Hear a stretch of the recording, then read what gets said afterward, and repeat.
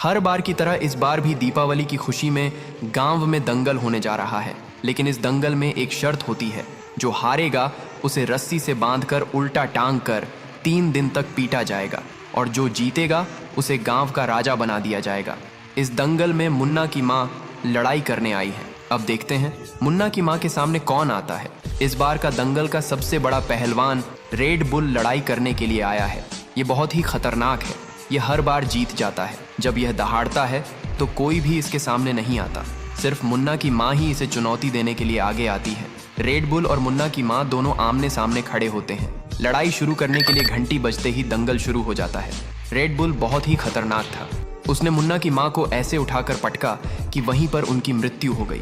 लेकिन छत पर से मुन्ना दंगल देख रहा था। अपनी माँ को मृत्यु और घायल होते देखकर उसने छत से छलांग लगाई और अपनी माँ के पास आकर कसम खाई, माँ मैं तुम्हारा बदला जरूर लूंगा रेड बुल से। मुन्ना जंगल में वहां से चला गया। वह वहां रोज अपनी माँ को याद करके रोता है और बदला लेने का संकल्प करता है। वह रोज 50 किलो फल खाता है, सुबह 500 किलोमीटर तक पानी में दौड़ता है और पहाड़ों पर जाकर बड़े बड़े पहाड़ उठाता है।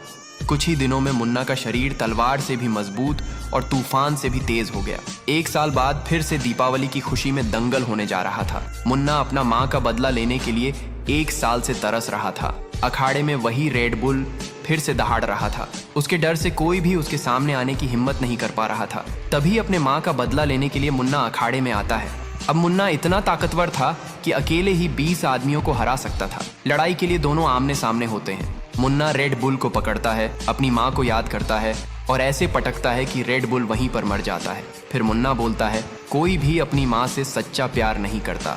अगर करता तो मेरी माँ के लिए कोई एक लाइक और सब्सक्राइब तो जरूर करता।